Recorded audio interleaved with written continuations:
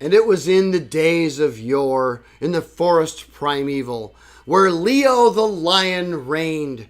Yes, it was in this forest that there was a great tree, and on this tree was a giant lever, a switch, and all the forest animals knew that anyone that touched this switch would cause destruction. Mightily were they frightened. And one day there was a rumbling in the mountain, and a giant boulder, a huge chunk of rock, came tumbling down the mountain towards the tree.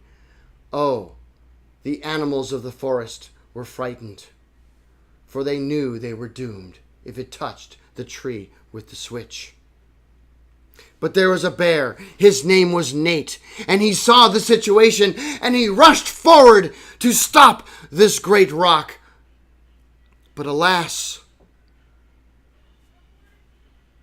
it crushed him. It rolled right over Nate, killing him in an instant.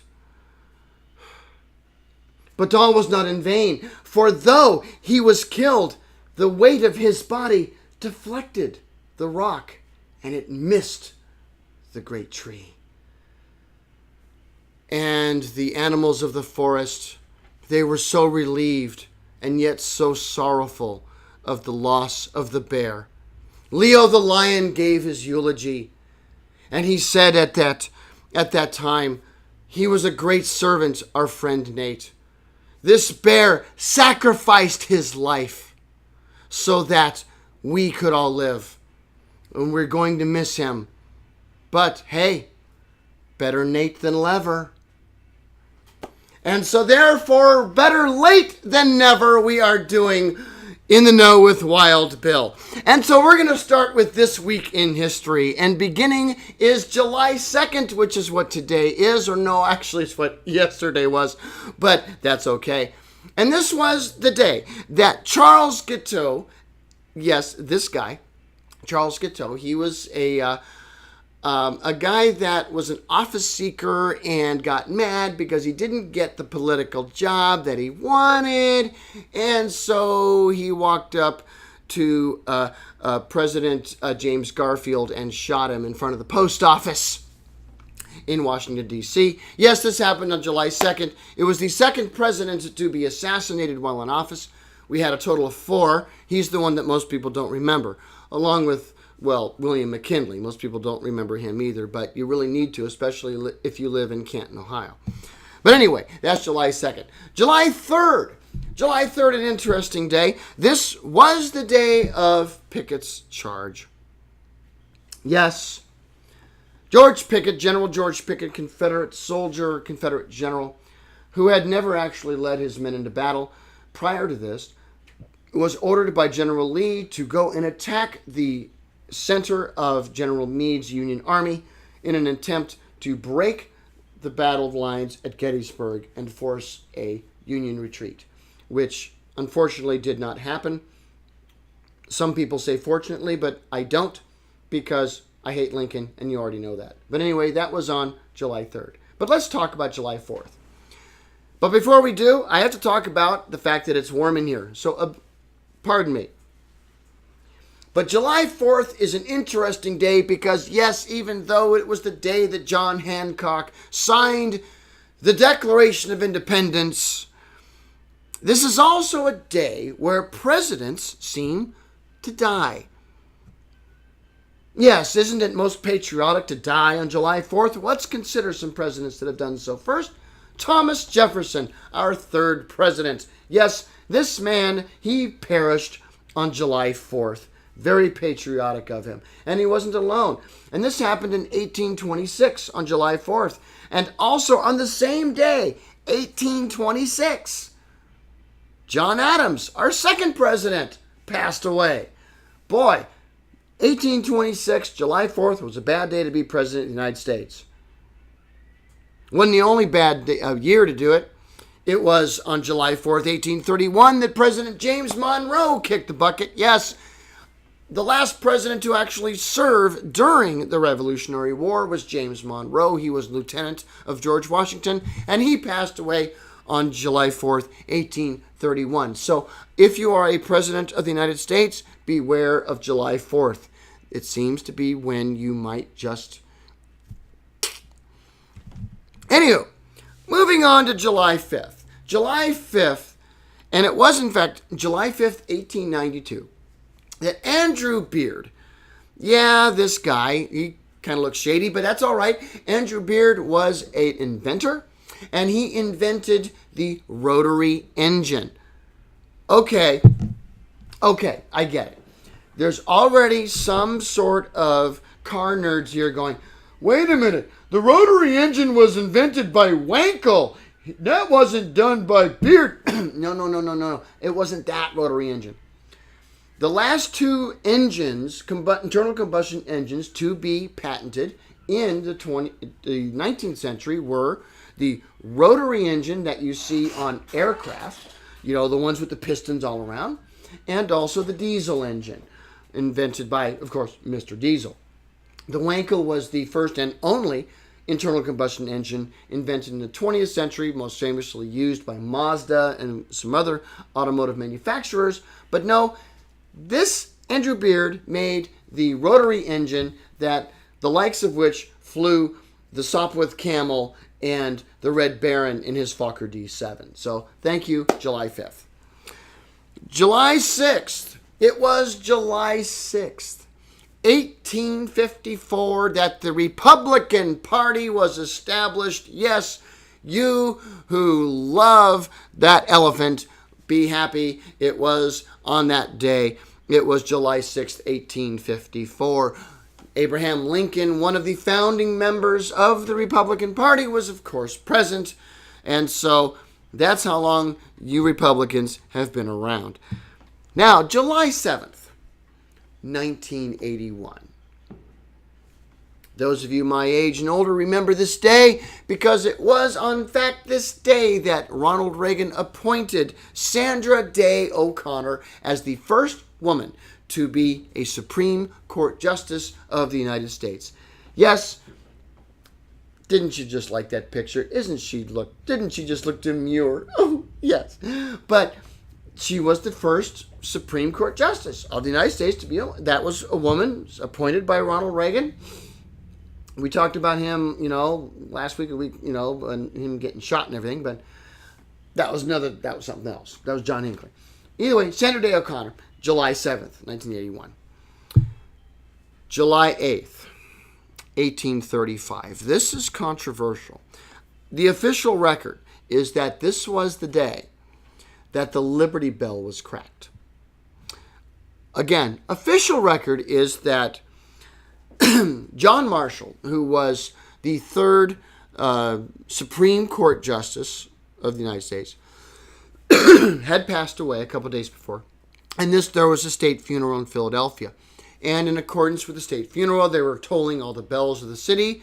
The Liberty Bell was one of the bells, and it cracked. That's the official historical record. But there's a possibility that it's not correct because there were a number of the boys who were in charge of ringing those bells, and one of them, about the same time, was talking about the celebration of George Washington's birthday. And that, in fact, the Liberty Bell was cracked because of them tolling the bells so gleefully and with much energy, and on his birthday, that cracked it. And secondly, that one of those boys pointed out that during John Marshall's funeral, the clapper would have been muffled, which would have caused it to not likely have caused damage. So there's an alternative story there. You conspiracy theorists can worry about that. But anyway, officially 1835. So that being said, let's move on to what we've considered. And have you considered rubber? No, I don't mean condoms. Okay, come on, stop it, people. No.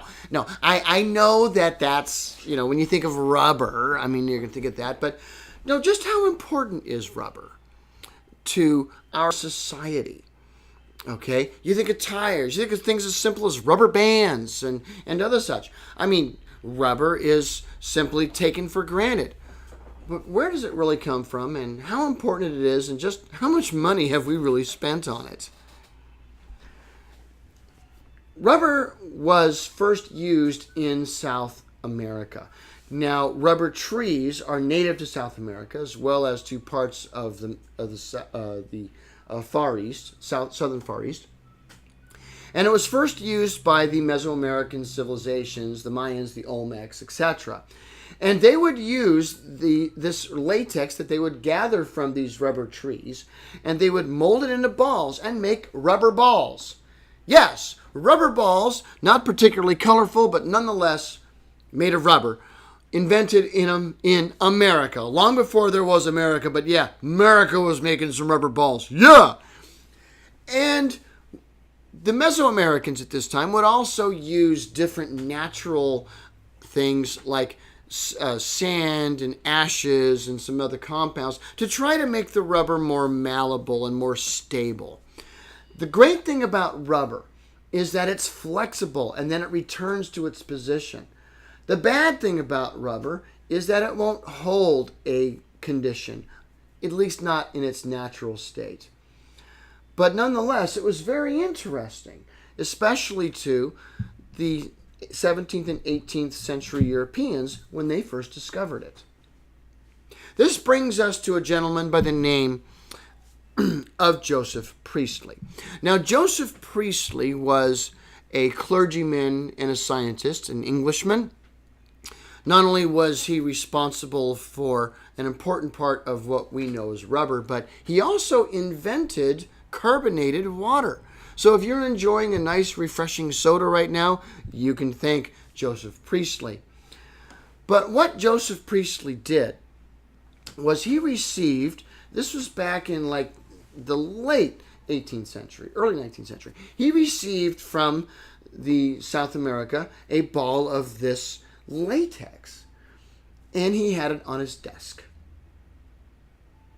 You ever have things on your desk and they're just sitting there? You know, you have one of those little twiller things, those little whizzing things. I don't know what they call them. What do they call those things, Rich? Widgets. Widgets, yeah, a widget. Okay. Well, he had this thing sitting on his desk, and it's just like a widget. He's just kind of rolling it around and kind of fiddling with it while he's just doing his thing. And he rolls it around a piece of paper that he had written on in pencil. And he noticed that when he rubbed this substance, this latex from South America on the paper, it removed the lead markings. And he went, wow, this thing is a rubber. If I rub it on this, it does it. And the name stuck. And that is why we call it rubber to this day. It wasn't long after that another Englishman, he received from, again, South America, a bottle made of rubber. Now, this isn't so unusual because the native tribes and the peoples and even the civilizations from Mesoamerica had been making things out of rubber for years, not just balls. Indeed, they would take the rubber latex, put it in a big jar, in a big bowl, put some things to help stabilize it, and then dip their feet into it.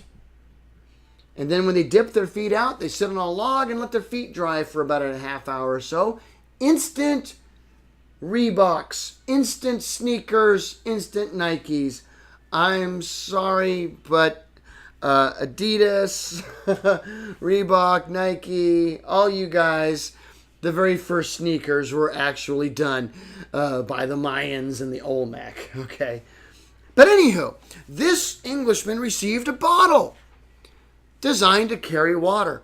And he went, you know what, this is kind of cool. And so he took it and he cut it into sections.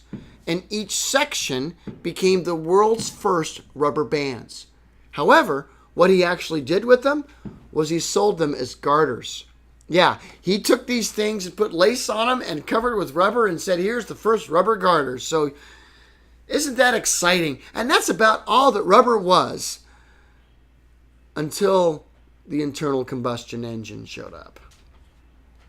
Yeah, the internal combustion engine, this big old monster here, twin cam, dual overhead valve, twin turbo, you name it all. But nonetheless, this engine transformed the world. The steam engine was, of course, important, make no mistake.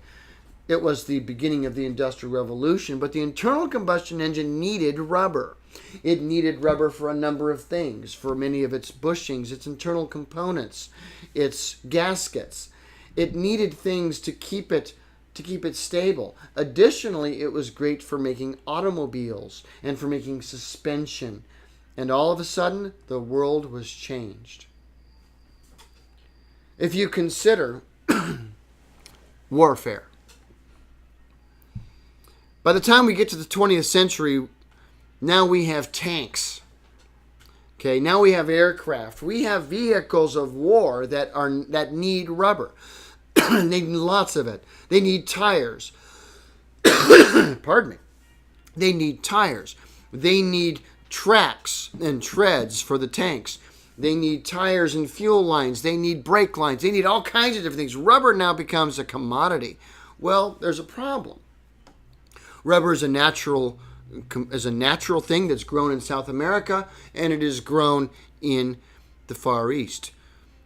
During World War I, this was somewhat of a problem, but it really became an issue in World War II. If you look here, you'll notice that during World War II, at least the early part of the war, the rubber that was being manufactured in the world was actually under the control of the Axis and not the Allies.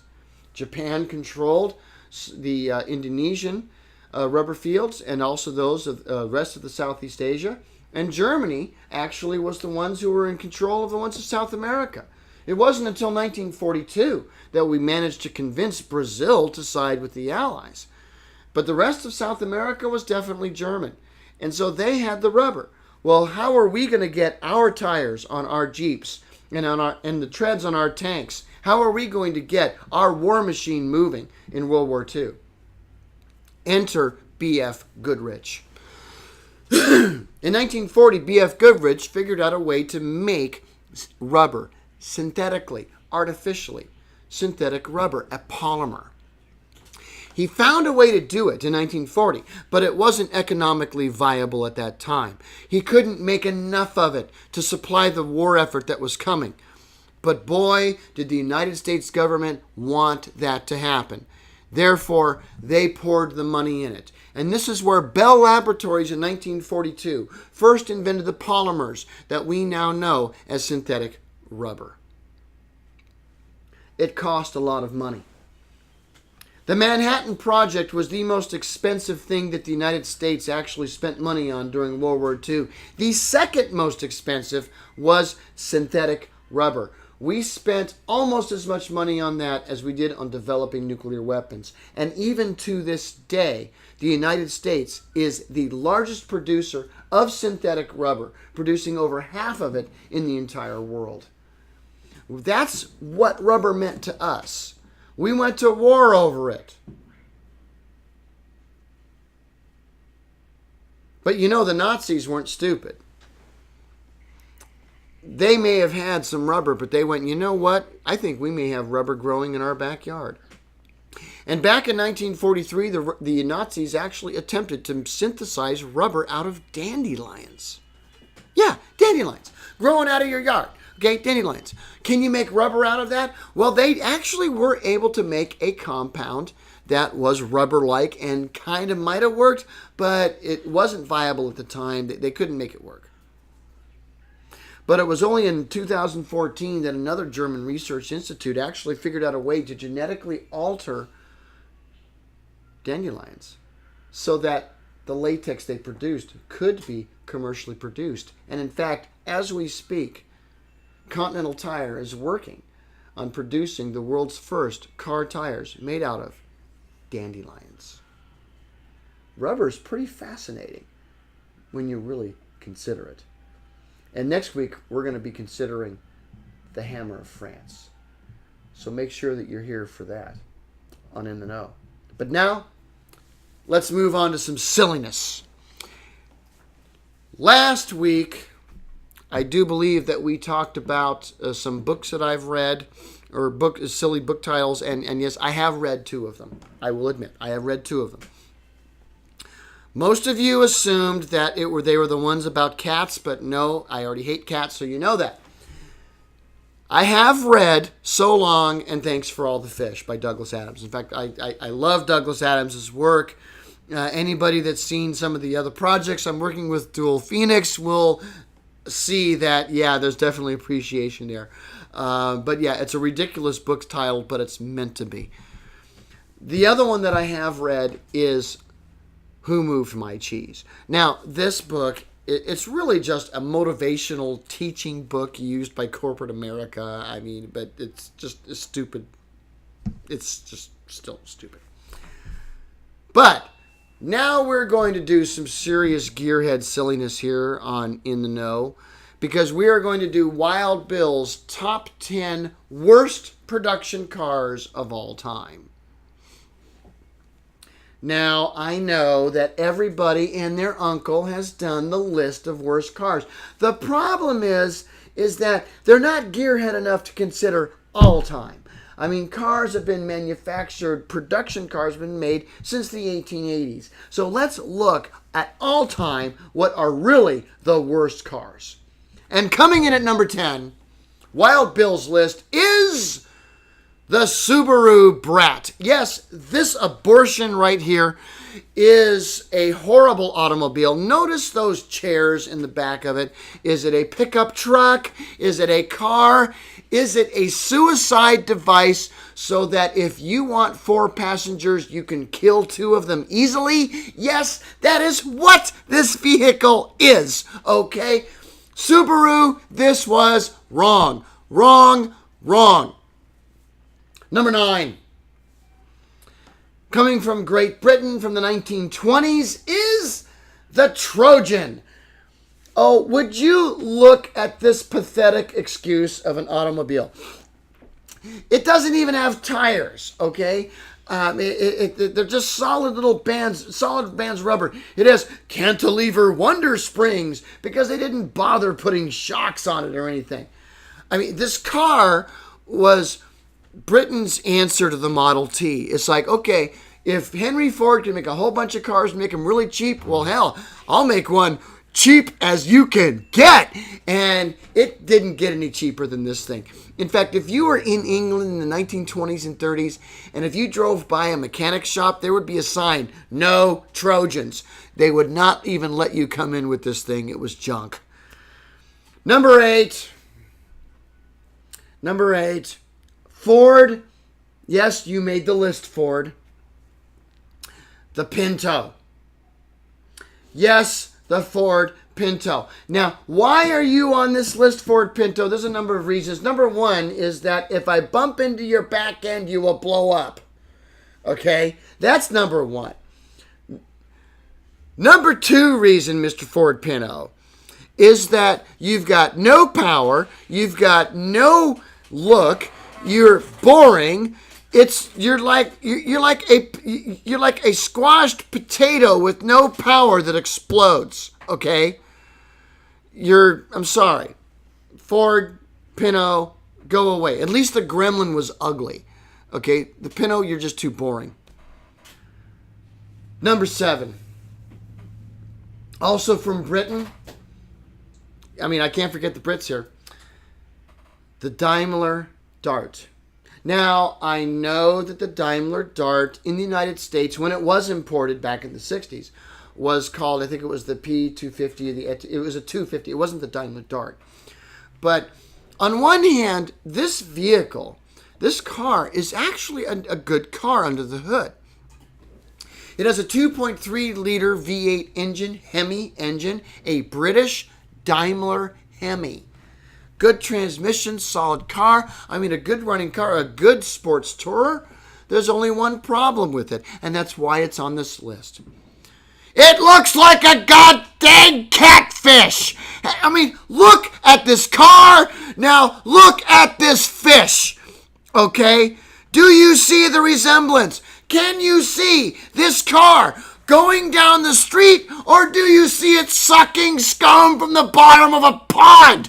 Put whiskers on it. It's butt catfish face ugly. Okay, all right. Okay, I'm sorry. Okay, I'm sorry. Daimler. I mean, only the British could make me do that. All right, moving on to number 6 is the Nash Metropolitan. Yes, this is an American car, the Nash. And the reason the Metropolitan is on this list is because if you look at this thing very closely, you will observe that it just looks like a clown car.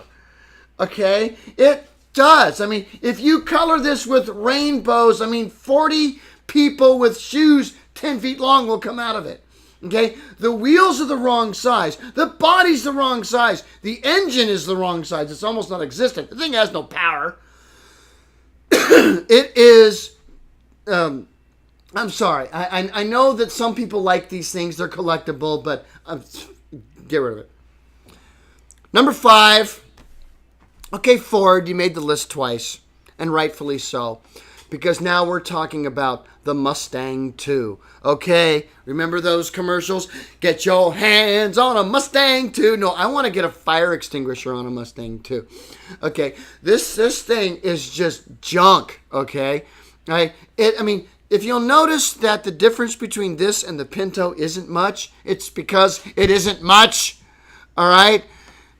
Here you have all of these different regulations that come in with smog and everything else. And so Lee Iacocca designed a beautiful Mustang in 1964 and a half. And here we are, 1975, 1976. And my God, the man was going, you did not do this to my precious Mustang. Okay. No power, no features. It was junk. Okay. Ford, shame on you. Number 4. Okay. Lee Iacocca, thank you for the Mustang. Curse you for the K car. The Dodge Aries K. Oh my God. And it just wasn't the Dodge. They put this on Chryslers. They put this thing on everything. The Plymouth. The K. My God, this thing was garbage. Okay? Do you see any K cars today? No. Did you see any 10 years ago? No. Did you see any 20 years ago? No. They decayed and rotted 5 years after they came off the showroom floor. These things were junk. Okay? Lee Iacocca, that was wrong. Now, we're going to get to the top 3 worst. At number 3.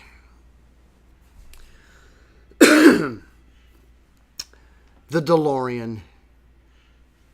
Yes. The DeLorean DMV. Yes, DeLorean. I'm sorry, you are number 3. You fans of Back to the Future. Okay.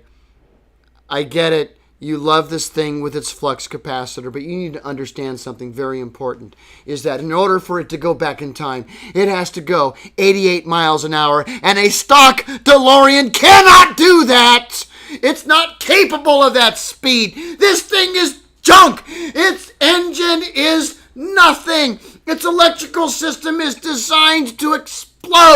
Why anyone would think that it was classy to make a time machine out of it? No, it was, I have too much time on my hands and I have to spend it fixing the car. Okay, this thing is, did it look cool? Yeah, but that's it. And if you buy one now, check the hubcaps. Maybe you'll get some Coke. I don't know. Number 2. Straight from the Eastern Bloc comes the Yugo GV. Yeah. The Yugo. And if they put 4 doors on it, you might call it a Wego. But nonetheless, this thing was 30 years behind its time. It had no engine. I think it had a couple of hamsters. And they forgot to feed them.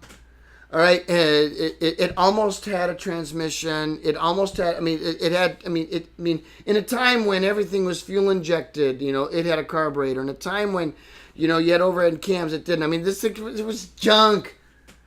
Okay, and if you owned a Yugo back in the '80s, boy, did people laugh at you. You were laughed at. Admit it. If you're watching, did you own one? Did people laugh at you? Damn Skippy, they were right to do it. Number 1. Worst car, production vehicle of all time.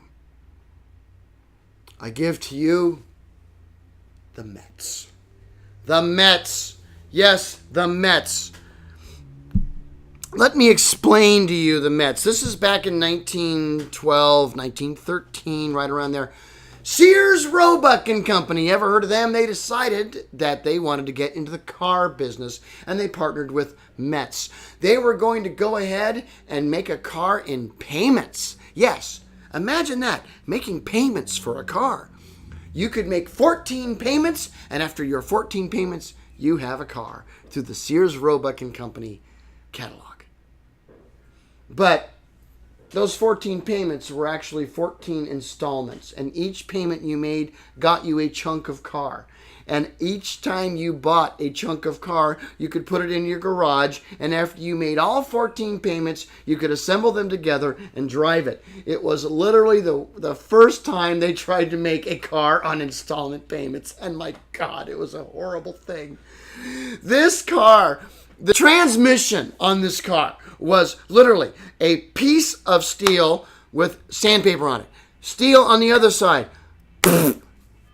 Friction, that's your transmission. Lights, get a lighter. Starter, get a rope. This thing was garbage. It was worth nothing new. It's worth nothing now.